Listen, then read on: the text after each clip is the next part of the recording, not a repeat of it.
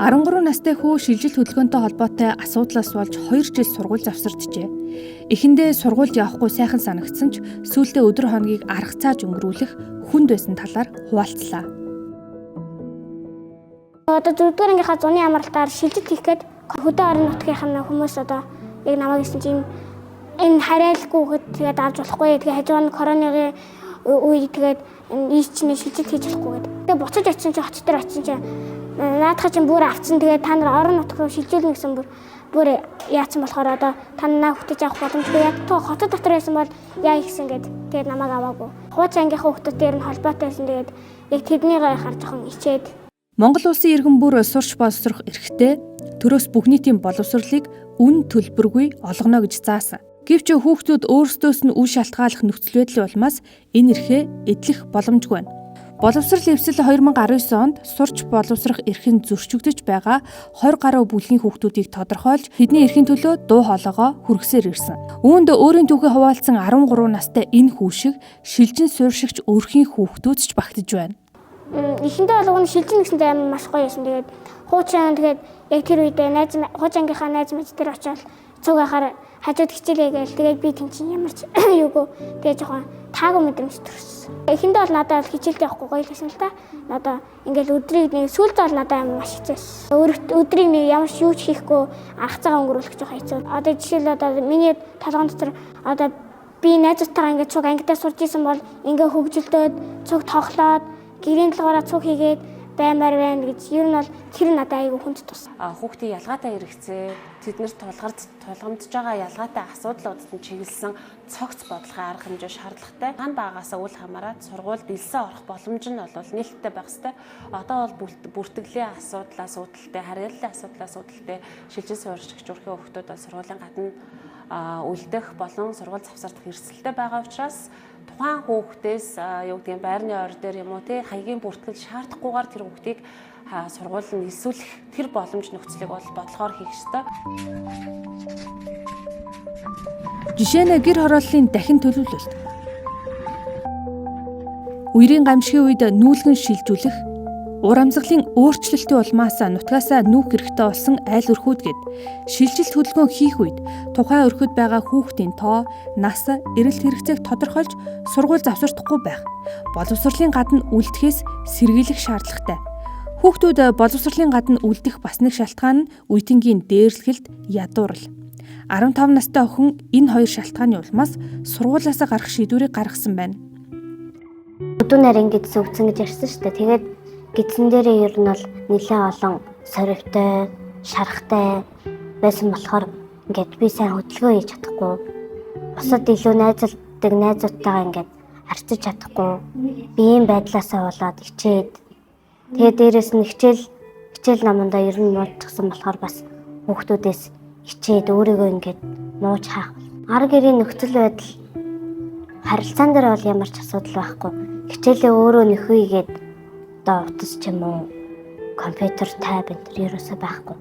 Тэгээд тийм боломжтой айл бол биш байсан. Хичээлээ ер нь нөхөөд ойлгоод сурах гэсэн хүсэл эрмэлзэл байсан ч гэсэн багш нар нь жоохон гадуур гэсэн.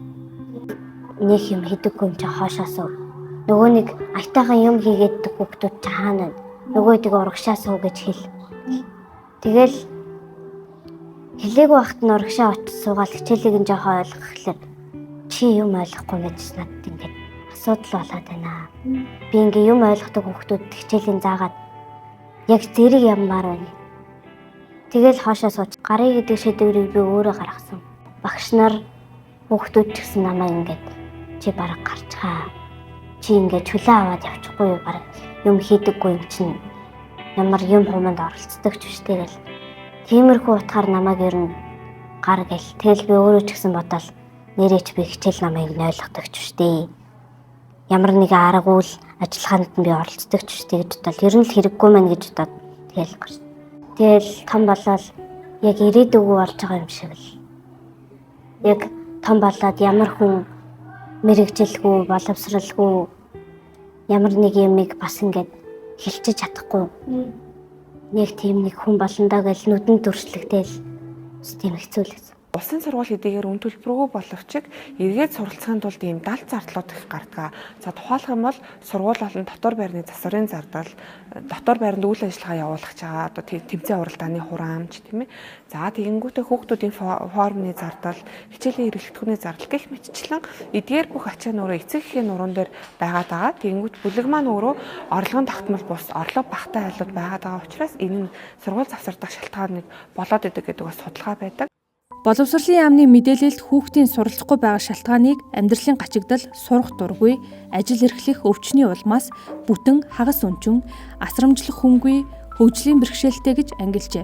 Гэвч амьдралын гачигдал, сурах дургүй гэж ангилсны цаана нийгэм эдийн засгийн бололцоо, боловсролын тогтолцооны асуудал нуугдж байгаа нь тодорхой юм. Бас нэг ноцтой асуудал нь 2021 онд Азийн хөгжлийн банкны судалгаагаар сургууль завсарсан 8-аас 15 насны нийт хүүхдийн 60 орчим хувийг ядуу, малчин айлын хөвгүүд эзэлж байна. Ундаг эсвэл малчин хүүхдүүд ингээд малаа маллах гад бүр тэр чигтээ сургууль завсартаад ерөөсөө сургуультай явахгүй юм практик бас кейсүүд байгаа. За түнчлэн унаач хүүхдүүд бас морь унаад тэгээд нөгөө өдөр шөнөгөө тэмчээний ингээд морин дээрээ байгаад ерөөсөө сургуульд явахгүй юм кейсүүд бас нэлээд харагдчихсэн. Насны хувьд бол сур боловсролоос эхлээд л иймэрхүү асуудлууд нийтлэг ажиглагдаж байгаа. Би одоо 14 настай 8 дугаар анги хичээлийг нөгөөж үзэж байна. 6 настай байхаас очижсэн. Тэгээд шалтгаан гэвэл одоо морь унаад хөдөө ахтаа надруу 4-5 удаа залгадаг гэсэн. Яагаад хичээл дээрхгүй байгаа юм гээд. Тэнгүүт нь би одоо хөдөө морь унж байгаа гэж. Аль болох хордон хичээл дээр сухаг одоо чи амар гоцорсон л явж байгаа шүү. Морь үйдэг юм болоо тагч. Тэрнээс хаашаа буцаад сургуульд орох гэж үтсэн. Тэгсэн чинь маш олон жилийн ач холбогдолтой явж байгаа болохоор тэгээд хичээлээ нөхөд хүрээд ирэх юм бол аавыг гэж. Ер нь одоо л ингэж одоо багасаа хөдөө явах юм хэрэггүй л штэ гэж. Аав нь хөдөө мал дээр ганцаараа тэгээд болохгүй болохоор одоо нөгөө ахлах дунд ингэж орж байгаа хүүгүүдээ хичээлээс нь гаргаж өөртөө хамт байлгах сонирхол байдаг. Тэгээд ээж нь сумын төвд бага хүүхдүүдтэйгээ буюу октоотойхон байдаг. Ийм тохиолдлоос нөгөө сургуулиас боловсролоос одоо хоцорч байгаа хөвгүүд гэдэг ийм судалгаа хийгдсэний үндэслэл энэ дээр бас байгаа гэж би бодож байна. Тэгэхээр энэ малчтын хүүхдийг бас одоо доктортой сайн ахуйтай байлгахын тулд дотор байрыг маш сайн дохижуулж гэрийн нөхцөлд ойртуулж өгөх шаардлагатай. Тэгэх юм бол эцэг их нь хамтдаа малаа маллаад хүүхдээ санаа зовохгүйгээр байж болох юм аа гэж бодож байна. 2022 онд Монголд бага боловсролын гадна байгаа хүүхдийн тоо 20,300 гаруй гэж Дэлхийн банкны статистик тэмдэглэжээ. Эдгээр хүүхдүүдийн дотор хөгжлийн бэрхшээлтэй, сүм хийдэд чавлан суудаг, үндэсний цөөнх, бэлгийн цөөнх зэрэг хүүхдүүд ч багтаж байна. Боловсролын гадна үлдээд байгаа хүүхдүүдийн хувьд бол энэ хөгжлийн бэрхшээлтэй хүүхдүүдийн тоо бол нэлээд жин дарж байгаа. 7 сард энэ судалгааг авч утсан ба. За энэ судалгаан дээр бол энэ сургуулийн өмнөх боловсролт 600 гаруй, ерөнхий боловсролын сургуульд 2200 хүүхэд ингээ нийтдээ 3000 гаруй хүүхэд бол бас энэ хөгжлийн бэрхшээлтэй хүүхэд боловсролд хамрагдаж чадаагүй байна гэсэн тоон үзүүлэлт гарсан байгаа. Манай аймагт бол бас ламаар шавлан суудаг хүүхдүүд бол нэлээд олон байдаг. Боловсрол нь бол одоо тийм монгол хэл, математик төдий эхнээс хязгаарлагдсан. Одоо хүүхдийн одоо иргэний боловсрол гэдэг юм уу, байгаль орчинтой холбоотой гэдэг. Ер нь бол олон талын сургуулиудаар авдаг боловсролыг эзэмших асуудал муу байна. Нэлийн тийм төрийн бус байгууллагуудын хавчлага яваад байвал жаахан тийм насан туршийн боловсрол төвмөр дамжуулаад боловсрол олгох одоо явдал нь бол ингээ ганц нэг үзэгдэжсэн. Ямар нэгэн шахал тавьчилт ийм асуудал гарч ирэх бас боловсролын одоо асуудал мод шигтэй. Боловсрол эвслээс гаргасан найзыг минь сургуульд оруул мэдээллийн багцад бүх нийтийн сургуулийн өмнөх боловсролын үйлчилгээг өргөжүүлэн бага боловсролд саадгүй шилжээ элсэх боломжийг олгох, засгийн газар улсын төсөвт боловсролын салбарыг чухалчилж ухаалаг үр ашигтай хөрөнгө оруулалт хийх зэрэг дээрх асуудлуудыг шийдэх бодлогын 10 зөвлөмжийг боловсруулжээ. Түүнчлэн уг мэдээлэлд боловсролын яам, хөгжлийн бэрхшээлтэй хүүхдийн хөгжлийн төв, гэрээр боловсрол эзэмшиж байгаа хүүхэд хувийн сургууль зэргээс статистик мэдээлэл авдаггүй байх тохиолдол байдаг. Ийм учраас сургууль завсарсан болон сургуулийн гадна байгаа хүүхдүүдийг үл үзэгдэгч, хагас үзэгдэгч, бүрэн үзэгдэгч гэсэн 3 ангилалд хуваан наривчлан судлах шаардлагатайг онцолжээ. Үл үзэгдэгч хүүхэд гэдэг нь хаач бүртгэл нь байхгүй, бүртгэл тогтоолдоогүй хүүхдийг хэлнэ. Хамгийн эмзэг хурч очих боломжгүй хүүхдүүд. Тэдний нэг өдгөө 17 настай хүү 2 дугаар ангиас хойш огт сургуульд сураагүй гэлээ.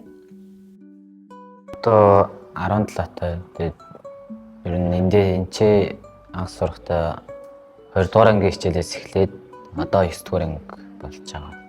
Хөдөө өвөө дээр очихгоо тэгээд өвн хөдөө орон нутагт өвн сурсан. Тэгсэн чинь тэгээд нэг тэр сургуулийнхаа хүүхдүүд нь хотоос ирсэн хүүхэд шижиж ирсэн мэлж ирсэн гэж жоохон гадуурхаад тэгээд тэр хүүхдүүдтэй жоохон зодонуудын болоод тэгээд ер нь би өөрөө гарахаа шийдсэн. 2 дугаар ангиасаа завсардаад тэгээд 16 хүртлээ яваагүй. Орон нутгийн нөө сургуульд нь очичоод тэгээд нөө элдв асуудал гаргаад тэгээд нөө хөвгдөг гарсан болохоор өвөөгийн төдөө очиод ер нь өвөөтэй зүг мал дээр л байдаг гэсэн.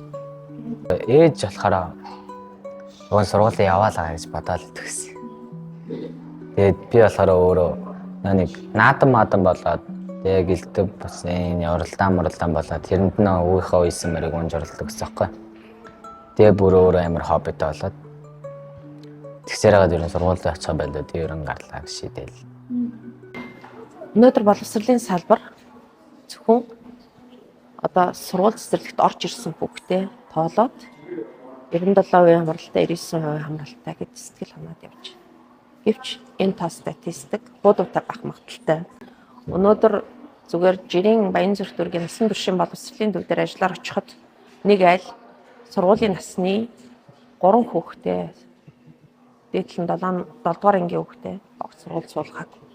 Дээр дурдсан тохиолдлын хувьд нэг айлын 4 хүүхэд сургуульд явдаггүй байсан. За одоо том хүүхэд нь ерөнхий боловсролын сургуульд илсээд үлдсэн 3 дүүн насан туршийн боловсролын төвд хоцрогдлоо нөхөж байна. Нэгдүгээр бага хатад тэтэлцэгт нэг болж байсан. Би сургуульд юус арга. Эмээнд айц тэгээд юу сургуульд яваа ингээд эд автоо эддэс. Тэгээд 9 сар одохоор явлаа гэж. Гэлтэн алтаа нэгдгээр анги болт. 2 ном сурах. Энэ сургуулийн гадна байгаа хүүхдийг боловсролын хөтөлцөө огт тоолохгүй, тооцохгүй гэсэн. Тэгэхээр улсын бүртгэлийн тоо мэдээ болон бусад тоо мэдээллүүд боловсролын статистикад тулгаад боловсролд орж ирээгүй боловсролын гадна үлдээд байгаа хүүхдүүдэд нэгдүгээр тооцдог, анхаардаг болмоор байна. Өнгийн хичээлийн жилд нэг боловсрол судалгаа, боловсролын үнэлгээний төвтэй хамтарсан том судалгаа авсан байгаа. Энэ судалгаан дээр хэд одоо зөвхөн манай Баянзүрх дүүрэгт ихтэй 55 хүүхэд сургуульд хамрагдаагүй, боловсролд хамрагдаагүй хүүхдийн судалгаа гарсан. Эргүүлээд одоо 14 хүүхдийн бол боловсролд хамруулж чадсан байгаа. Ерөнхий боловсролын сургууль болон манай өөрсдийн сургууль өөрийнхөө төвдөө мөн гэр одоо сургалтанд хамруулж чадсан 14 хүүхдийн асуудлыг шийдэж өгсөн. Бусад хүүхдүүд нь бол одоо 15-аас 18 насны хүүхдүүд бол сургуульд ерөөсө хамрагдаагүй, дахиж одоо би суралцахгүй, суралцах сонирхол байхгүй, ажил хөдөлмөр хийдэг, ар гэрээ тижээж авч явдаг гэсэн юм хүүхдүүд байсан. Зарим хүүхдүүд нь бол хөгжлийн бэрхшээлтэй гэртээ ингээд ямар нэгэн сурах боломжгүй гэсэн юм хүүхдүүд байсан. Хороодын нийгмийн ажилтнуудаар дамжиж хорооноос судалгаа авсан байгаа. Гэхдээ яг тэр судалгаа авсны дараагаар дахиад сургууль засварлалтын хүүхдүүд илрээл гараад ирж байгаа байхгүй. Тэтгэлийн хүрээнд бол манай төвийн зүгээс бол байнга л яг сургууль засвар зүгт хаана байна гэдэг юм ийг илрүүлж явж байхгүй бол ер нь тэгэл нуугдсан тэр хүүхдүүд өөрсдөө сурах хэрэгтэй гэдгийг мэдээж өөрхөн юугаар ингээд явж чадахгүй учраас тэгэл нэг айлт ч юм уу хөдөө ч юм уу тийм ээ нэг эсвэл өвөө мэдрээ байгаа ч юм уу ийм байдлаар сургууль засвар зүгтүүд байна. Боловсрол бол мөрөөдлийн үр. Мэдлэгээр зүг чигээ тодорхойлж, дэлхийн дайтай амьдрах мөрөөдөл цээжинд багтдаг. Эдгээр хүүхдүүдийн хувьд нэгэн үе шантарч байсан ч одоо хичээлээ нөхөж үзээд өөртөө итгэж, ирээдүгөө илүү томоор харах зоригтой болсон байна. Яг тэр үедээ бодож исэн гүйлгээл одоо бардвал хөдөө гардаг л хата хичээлээ хийцэн гэл. Надад би угаасаа ирээдүйд болох 2 зорилго тавьсан байгаа. шан техник нөгөө одоо альбом байгууллагын бас менежер гэдэг тиймэрхүү. Ягаад гэвэл би нөгөө өөрөө техникт амар дуртай. Тэгээ математикт бүр амар дуртай байхгүй юу? Миний тохирох ажил гэж ер нь өөрөө бодоод байгаа. Тэр жил чинь би энийг ойлгохгүйсэн. Одоо энийг ойлгоод авчи гэдэг ч юм уу. Бүр урам зориг ороод. 9 дугаар ангийн гэрчлэгийг авангуудаа юунд ороод. Коллежид оронгуудаа Япон руу яваад гоо сайхны чиглэлээр сурах гэж бодож байгаа. Мейкап артист болъё гэж бодож байгаа. Гэтэ хичнээн өв сайлын хөг явж байгаа нь гойж гисэндээ элдэм ном ер нь дотогдтой юм байна даа л гэж. Мэдлэггүйгээр хүн гацчтай байна гэж бодчих. Одоо ер нь ирээдүйд IT инженер гэж. Малчин болон золно гэх нэг тиймэрхэн батцаас хичээлдээ сураад буцаад ер нь бол хичээдэд ажгүй болж эхлээд тэгэл өөр мэрэж сонгохоос. IT инженерийн талаар болохоор найзаасаа л ер нь яасан л да. Одоо болохоор өөр нь IT инженерийг сурч байгаа. Тэгээ нэг өдөр хичээл дээр нь багшаас нь гуйж агаад зөвшөөрөл аваад цуг хажууд нь хараад тэгээд үтсэн. Шинжээр нь бол амар гой санагдсан. Насан туршийн боловсролын төвд эдгээр хүүхдүүдийг хичээлээ нөхөхт нь тэднийг буруушааж загналгүйгээр тусалж дэмжснээр тэдний цэвэр ариун мөрөөдлийг гээгдэн үлдэхээс сэргийлж чаджээ. Гэвч Монгол улсад зөвхөн ил харагдаж байгаа мэдээллээр л гэхэд жилдээ бүтэн сургууль дүүргэх хэмжээний хүүхэд боловсролын гадна үлдэж байна. Үүний цаана хичнээн хүүхэд хаягдан үлдэж байгааг таашгүй байна. Бид нэр хүүхэд бүгдээрээ хүүхэд амар их ялгарладаг. Одоо жишээлбэл онд сурдаг хүүхэд хоцроод ороод ирлээ гэхэд за гээс ороо суучих юм уу гал. Та суугаарай. Одоо энийг нь бичээрэй. Тэрийгээ гээс хийгээрэй. Тэгэл нөгөө л нэг итгэхгүй хичээлээ ойлгоо гэсэн ч ойлгохгүй хичээгэл яваад хүүхдүүд хоцроод ороод ирэнгүүт аав ээж чинь залхана. Арга хэмжээ аавна. Чи хичээлийн дараа үлдэж энийг хийн шүү. Тэгж хийдэг ч юм уу. Тэгэл ялгарладаг. Хүүхдүүдийг хооронд нь талцуулдаг. Тэгээд талцуулдаг хүүхдүүдийг хооронд нь харьцуулна. Тийм асуудал битгий гаргаасаа гэж бодож байна. Бидний хооронд өөрсдөө бас тавиад үзээсэй гэж бодож байна. Адилхан хүүхэд байсан юм чинь.